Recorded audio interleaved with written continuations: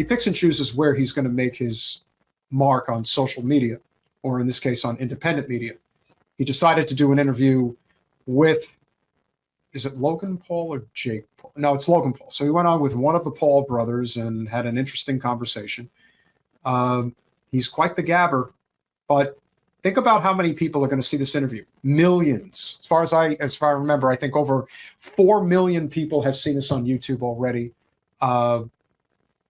And this gets to the independent voter, because people like Logan Paul, they're not playing partisan politics. They're not with the Democratic Party or the Republican Party, but they're with Trump. And that's powerful. So here we go. All fighters, and you're a real fighter, by the way. It's not good. It's not good. I don't shy away from conflict. My fiance has a problem with it. Yeah. It's not good. You're much more diplomatic than I probably would be. You know, it's very interesting though. So Khabib came up to me after the fight the other night, and you know, you guys would probably say he's the best ever, maybe, and you know, Probably certainly he probably is, and or very close, right? Mm-hmm. John Jones, a lot of people say. I'd say 1 and 2. And you know, and the thing about Trump that you can understand in this type of a conversation is that you can see that he has real thoughts in his head. When it's not politically related, he can just have the type of sit-down conversation about something like, in this case, boxing or MMA. And while that may not appeal to a lot of people, it appeals to a lot of the country and to a lot of men who may feel that, you know, no one's listening to them. I hear somebody like Trump and they're like, oh, he's running for president? Well, I guess if I'm going to vote for anybody, I vote for somebody like him. You're never going to see somebody like Joe Biden sit down for that type of an interview. I think Bernie Sanders did a decent job when he was on Joe Rogan a number of years back. But overall, most elected officials are not capable of talking this way, of just being themselves. And people pick up on that. That type of thing actually resonates with people. And as much of it as our good friend Double K likes to say, yes, you could say he's an idiot, but ultimately he gets people to support him in a very visceral kind of way. And that's powerful. And that's part of the reason why he's ahead and is likely to win.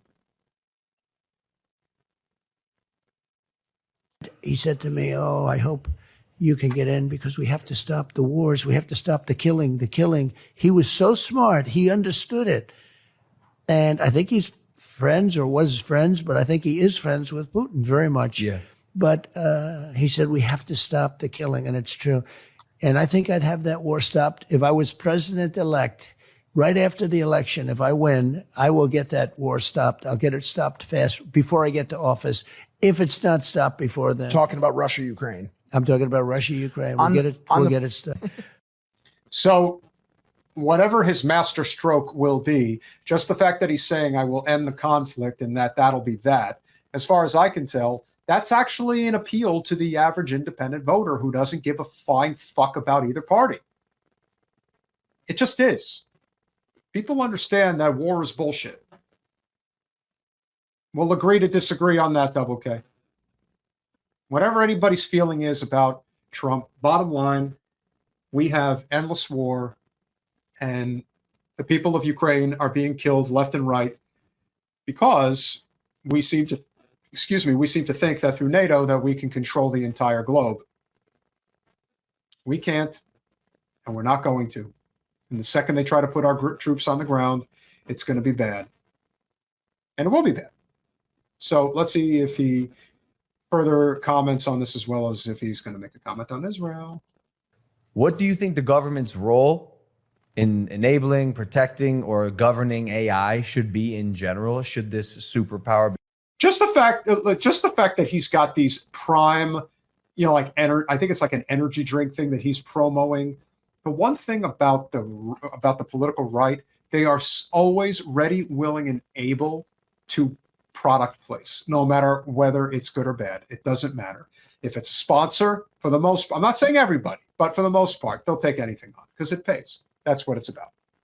Become what we believe it probably will be. Well, it is a superpower. And you want to be right at the beginning of it, but it is very disconcerting. I said, you used the word alarming. It is alarming when I saw a picture of me promoting a product and I could not tell. The voice was perfect. The lips moved perfectly with every word. The way you couldn't, if you were a lip reader, you'd say it's absolutely perfect. And that's scary. No, it's totally true. It's true. In particular, I did it. in believe one me. way, if you're the president of the United States and you announce that 13 missiles have been sent to, let's not use the name of a country, we have just sent 13 nuclear missiles heading to somewhere, and they will hit their targets in 12 minutes and 59 seconds, and you're that country, and there's no way of detecting. I asked Elon, is there any way that like Russia or China can say that that's not really President Trump? He said there's no way. They'd have to rely on secondary first alert systems. They have to rely on a code that if you don't have a certain code, who the hell's going to check? You got like 12 minutes. And let's check the code. I actually am in agreement that we have a very big problem with artificial intelligence, and I think people are really underestimating how big of a problem this is. It's kind of like what Andrew Yang used to talk about with automation. It's the same thing. The people with the power are going to do everything in their power to get as much of it as they possibly can. They're not going to relinquish it. Now, do I think that Trump would do anything to actually try to fix the problem? No, I don't. I just don't think. I don't think that he cares. I think that he cares if it's against him, but as far as anybody else is concerned, I don't see him really making that an issue. And therein lies the problem. How's everything doing? So what do they do when they see this, right? They have maybe a counterattack. It's so dangerous in that way. Okay. In another way, it's so incredible that what they do is so incredible. I've seen it. I just got back from San Francisco. I met with incredible people in San Francisco, and we talked about this. This subject is hot on their plates, the super geniuses. Yep. And they gave me $12 million for the campaign, which, 4 years ago, they probably wouldn't have. We had thousands of people on the streets. You saw it. It just happened this last weekend. Yep. I met with incredible people, actually. And this is what everyone's talking about with all of the technology. These are the real technology people. They're talking about AI. And they showed me things, but I've seen things that are you wouldn't even think it's possible. I want to talk to you about aliens. Yeah. UFOs, UAPs. I know. The disclosure we've seen in Congress recently. It's confusing and upsetting a lot of Americans because there's something happening. There are unidentified aerial phenomena in the sky. We don't know what they are. Do you? So it's such a question I do get a lot, and it's such an interesting question. I've met with pilots that look just like you, actually. Okay, they have more of a crew cut. Okay, they look like him and they look like you. Some of them look like you, A little fatter. but these are perfect people. Okay. And they're not crazy. conspiratorial. They're not crazy. Yeah. And they tell me stories that they've seen things that you wouldn't believe. These are not people that you would say, gee, No way. oh, that's No okay. way. President of the United States. But I said, was your Who phone is it? silent? That's Joe Biden wanting to do an interview. So He is quick on the fly. He is. No, again, Trump speaks in superlatives. That's what he does. He's P.T. Barnum. He is the modern day P.T. Barnum. That's what he does. And I cannot disagree with Ray J. But remember, Logan gets hit in the head a lot. So you got to keep that in mind. Getting hit in the head a lot doesn't help you. It kind of hurts you. I've met with pilots like beautiful Tom Cruise, but taller. Yeah. Okay. Yeah. Handsome, perfect people. Ouch. Sure, there was something there that was round and full. I met some really incredible people, tremendous people like Tom Cruise, but taller. And it's like, oh my God, man, he is the ultimate like court jester. That's what he is. And that's a perfect screen capture. I mean, guys, come on. Give me some credit here. I totally did this by accident. look at Logan, look at Trump. Tell me that's not perfect. Tell me that doesn't say it all right there.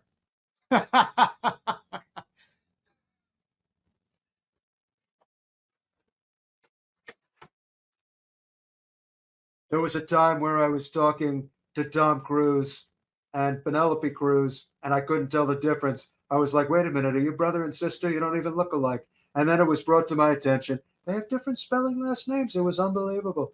His was spelled one way, she's was spelled another way. But I was convinced that they were just brother and sister because we all know that he doesn't really like girls. I mean, that's what I was told. Those are the rumors. That's what I've heard all these years. That's what people have said. And so listen, I'm a very tall guy. I'm the tallest of people. I'm a very tall guy. I'm over 6'3". And then, of course, I'm looking down at Tom. I literally have to look down at him. How are you, Mr. Cruz? And this is Mrs. Cruz. And I'm thinking, no, wait, they're not married. What's going on? And they don't look anything alike. It was really, really confusing for me at the time. That's exactly what it was about. Really amazing. And as you can see, Mr. Logan Paul here is completely stunned by this story. It's the best story he's ever heard in his life. It's really incredible. Tremendous story, and I know I tell the best stories, so keep enjoying them.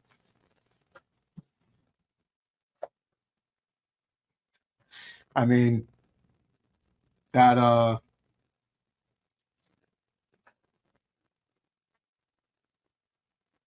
yeah. I'd say Nashva's probably right about that. That's a good point. But come on now. Somebody please take a screenshot of this. Colin, screenshot this, please. I want to use this for something. I mean, this is as good as it gets. All right, we'll continue. Assuming you did. And going like 4 times faster than my super jet fighter plane. And I look at these guys and they really mean it. Yeah. And am I a believer? No, I can't say I am. But I have met with people that are serious people that say there's some really strange things that they see flying around out there. We'd like to extend the invite to Joe Biden if he'd like to come on this podcast. Yeah, I think eventually. he should. You know what chance you have of getting him on? I'd say less than 1%. Okay? If you did that, it'd be I'd actually watch that one. Just for you guys. Oh, no way. We got gifts. Oh, no. They sell for a lot of money, this thing. Oh, no way. Thank you, President. Here you go, she split it up. Here's amazing. This is Is this your mugshot? yeah, can you believe You're a gangster. This is what we're reduced to. You know, No way. No way. Should we put them on now? Yeah. That is such a Trump move to just do that. Unbelievable. So, quite Crazy enough? That's amazing. And it sells. Well, Elvis had one, Frank Sinatra had one. This shirt? But we've eclipsed them. A long time ago, we've eclipsed them. There you go. Probably the next president of the United States again. Make America great again. I mean, the conversation just sells itself when you really think about it. And so you can almost imagine, what he would have been saying to him. So they told me about the aliens, and I wasn't convinced at first, but then they convinced me. They said I was an alien, and I'm like, well, really? How would I know I'm not? And of course, Logan just, he has the starry-eyed. Shit, maybe he's telling the truth. So you never know.